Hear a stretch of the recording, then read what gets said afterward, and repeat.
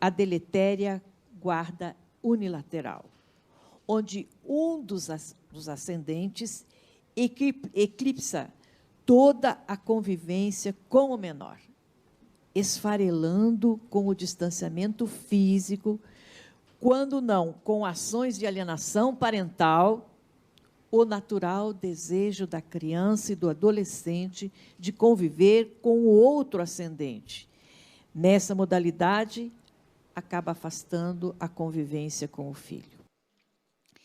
Nossas crianças e todos os profissionais que se debruçam sobre este desenvolvimento psicossocial dizem e exigem não apenas um aumento da participação paterna, mas a plena participação paterna na educação dessas crianças.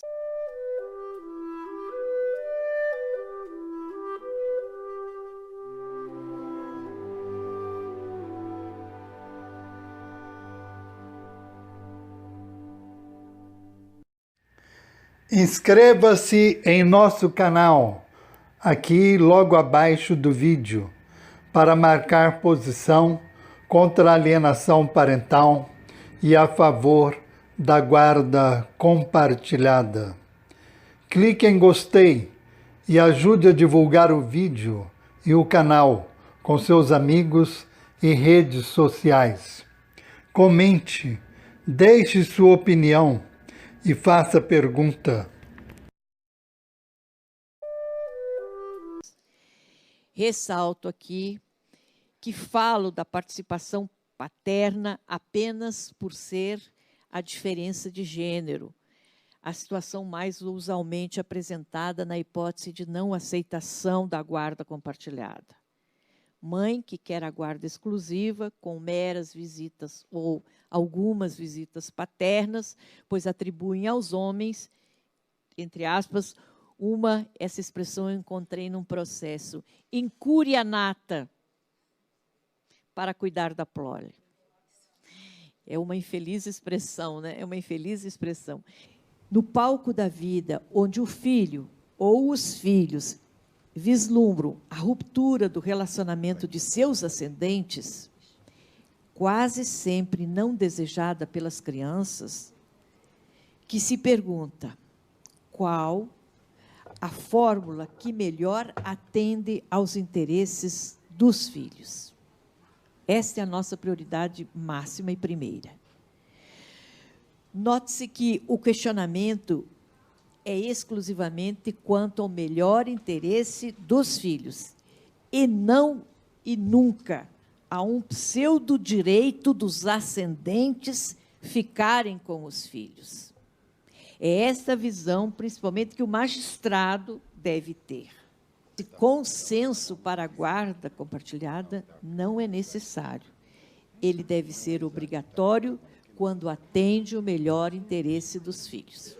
É sempre com este olhar para os filhos é que se deve fazer. A aplicação da Lei 13.058 de 2014, que alterou os artigos 1583, 84 e 85 e o 1634, todos do Código Civil, e que tratam da guarda compartilhada, levantando, para tanto, debates quanto ao significado e à extensão dessa locução guarda compartilhada em um cenário pós-separação dos pais. A propósito do tema, só para relembrar, em maio de 2011, aportou no meu gabinete, no Superior Tribunal de Justiça, um recurso especial que tinha como centro da discussão justamente a questão da guarda compartilhada. Pois o pai, que detinha até então a guarda unilateral do filho, não se conformava com o julgamento realizado pelo Tribunal de Justiça do Estado de Minas Gerais, que determinou a guarda compartilhada para o infante. Em 23 de agosto, vejam, em maio entrou o recurso, e em 23 de agosto eu consegui pautá-lo, e foi julgado pela terceira turma, ocasião em que foi negado provimento ao recurso do pai, e, portanto, foi deferida a guarda compartilhada. E, naquela oportunidade, eu disse, e acho importante mencionar só 2 ou 3 frases para fixarmos o termo. A guarda compartilhada busca a plena proteção do melhor interesse dos filhos, pois reflete com muito mais acuidade a realidade da organização social atual que caminha para o fim das rígidas divisões de papéis sociais definidas pelo gênero dos pais. A inviabilidade da guarda compartilhada por ausência de consenso faria prevalecer o exercício de uma potestade inexistente por um dos pais. E disse inexistente porque contrária ao escopo do poder familiar que existe perante a proteção da prole. A custódia física conjunta é o ideal e que deve ser buscado na fixação da guarda compartilhada, porque a sua implementação quebra a monoparentalidade na criação dos filhos, fato corriqueiro na guarda unilateral, que é substituída pela implementação de condições propícias à continuidade da existência, e isso é mais importante, das fontes bifrontais no exercício do poder familiar. A guarda compartilhada deve ser tida como regra, disse eu naquela oportunidade, e a custódia física conjunta, sempre que possível, como a sua efetiva expressão. Esse julgamento foi um dos primeiros que nós fizemos no Superior Tribunal de Justiça, deferindo a guarda compartilhada. Destaco, a partir deste julgado, 2 questões que penso permeiam o espírito de quem está aqui hoje presente. Primeiro, é importante destacar que o objetivo primário da fixação da guarda compartilhada como fórmula prioritária da guarda do menor é atender um cenário naturalmente conturbado. Quando há paz na separação, não há este problema. Então, o cenário que nós enfrentamos, ao ter que fixar a guarda compartilhada, sempre é um cenário conturbado decorrente de uma separação. Mas o que se busca prioritariamente é o melhor interesse das crianças ou dos filhos. Esse interesse teria como cenário ideal a dupla parentalidade exercida cotidianamente, fato que acontece, ou ao menos deveria acontecer, dentro de um relacionamento estável dos ascendentes, mas que deixa de ocorrer quando há a ruptura desse convívio. No já citado julgamento que fiz, afirmei que os direitos assegurados aos pais em relação aos seus filhos são, na verdade, outorgas legais que têm por objetivo a proteção da criança e do adolescente. E sempre essas outorgas legais são limitadas em sua extensão, volto a repetir, ao melhor interesse dos filhos ou das crianças. Quando não houver acordo entre pai e mãe quanto à guarda dos filhos, encontrando-se ambos os genitores aptos a exercer o poder familiar, será aplicada a guarda compartilhada, salvo se um dos genitores declarar ao juiz que não deseja a guarda do menor. Vejo que a mudança é profunda. E eu me lembro de um julgado também meu, em que a mulher que tinha a guarda do filho não queria a guarda. E, nesse julgado, antes da alteração da lei, eu disse, esse consenso para a guarda compartilhada não é necessário. Ele deve ser obrigatório quando atende o melhor interesse dos filhos. É sempre com esse olhar para os filhos é que se deve fazer. Então, eu reputo que essa alteração foi primorosa, porque causava quando, às vezes, nós sabemos que na magistratura nós não temos todos vocacionados para este trabalho, que são as varas de família. Precisa ter vocação para trabalhar em vara de família. Então, por isso que quanto mais clara for a lei, melhor é. É preciso ter um sexto sentido, eu diria, numa força de expressão, para se trabalhar em vara de família. Entendeu-se, e aí existe todo um arcabouço teórico e prático de pesquisadores que dão suporte à tese, que o exercício da guarda compartilhada é o ideal parental pós-separação.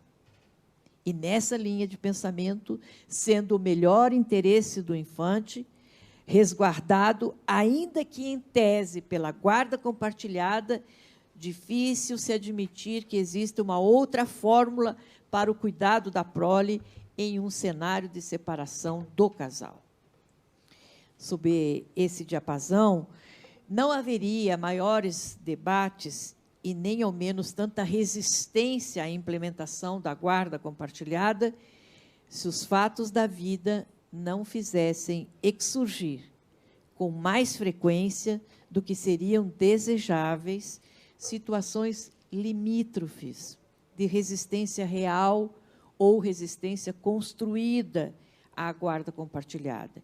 E é sobre essas situações e sobre algumas delas que eu vou passar a fazer uma reflexão.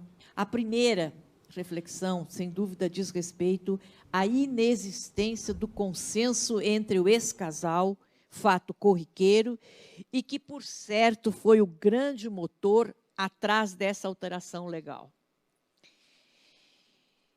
Para essa circunstância, opõe-se inicialmente o já citado melhor interesse do menor, que, como já dito, traduz na guarda compartilhada. Na prática, a imposição dessa determinação reclama dos ascendentes, familiares, sociedade, óbvio, das autoridades judiciárias, um esforço para a inflexão. Eu compreendo muito bem o que os senhores, com este olhar indagativo, querem dizer. É preciso, primeiro, que o juiz medite sobre essa necessidade. É preciso que os membros do Ministério Público também estejam com um olhar com muita cuidado sobre esse assunto. Em pleno século XXI, não cabe uma defesa intransigente dos estereótipos do século XIX, pelos quais a mulher é que sabe, coloca esse sabe entre aspas, cuidar da criança, e o pai resta dar o suporte financeiro para esse cuidado.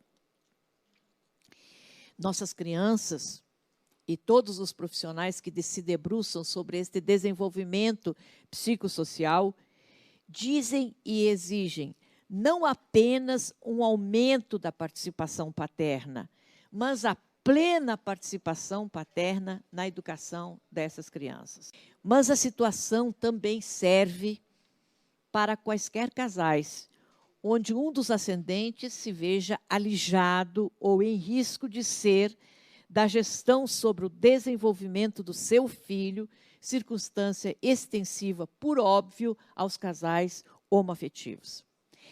Abstraindo, por certo, das limitações biológicas, como é a ululante capacidade de amamentação, não há circunstância em que um gênero, naturalmente, seja melhor do que o outro quanto ao cuidado da prole.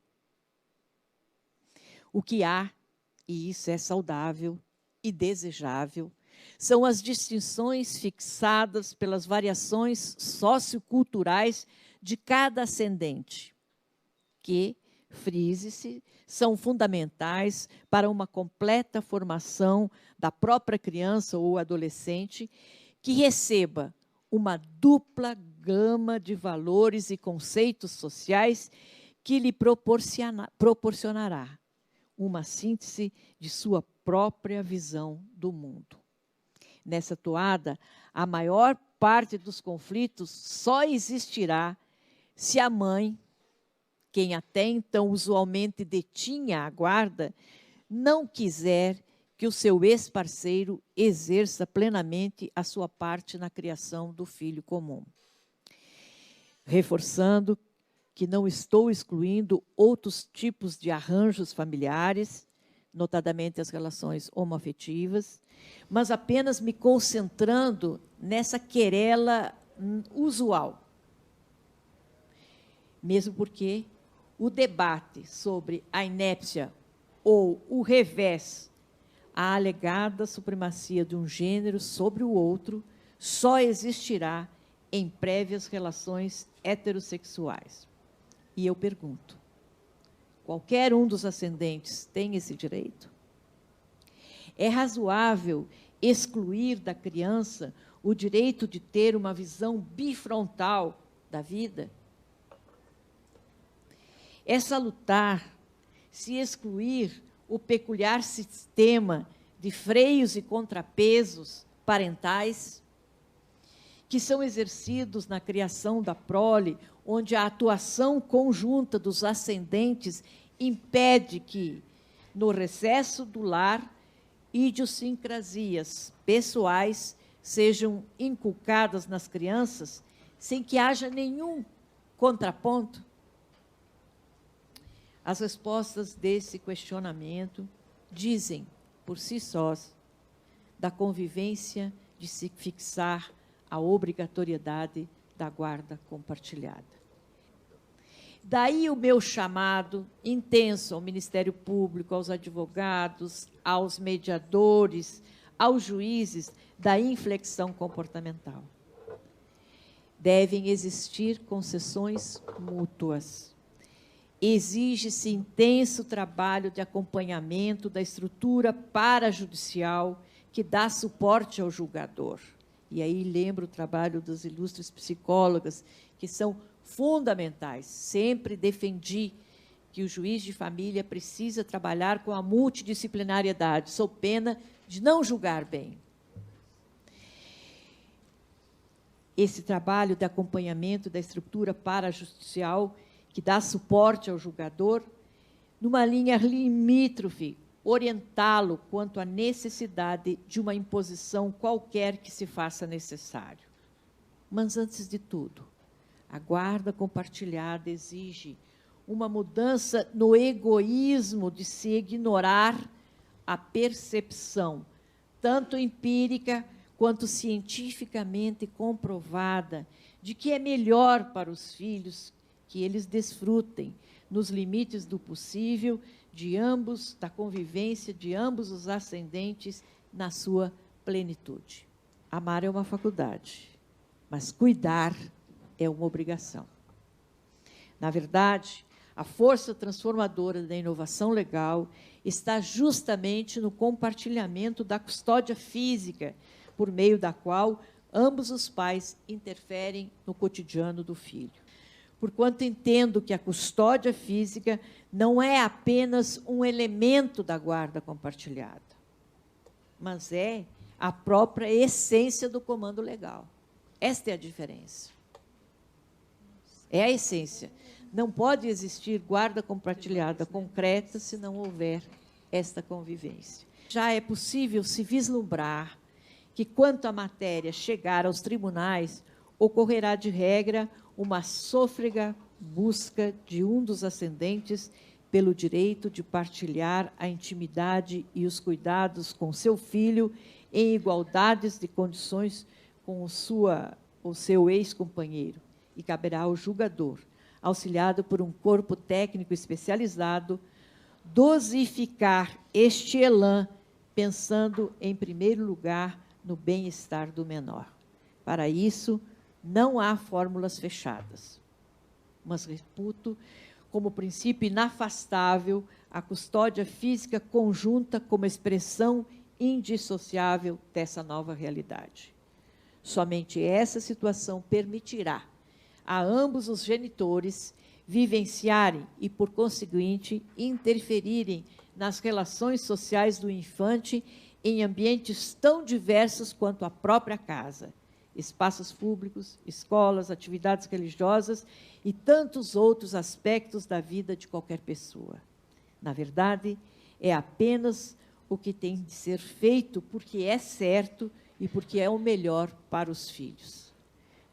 Repito, não feche os olhos para as dificuldades inerentes ao processo, mas, como se disse no debate em que foi inaugurado no STJ naquele voto, a formação da nova personalidade, em boa parte, é fruto dessa fusão de posicionamento e posturas distintas, que são combinadas na mente da criança em composição solo, na qual conserva o que entende ser o melhor de cada um dos pais e que alija o que reputa como falha.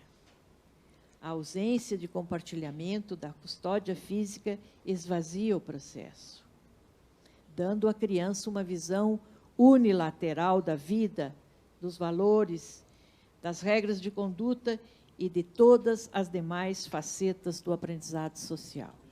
E pensar mais nos benefícios que a sociedade e, principalmente, as crianças e os adolescentes poderão colher dessa nova atitude legal.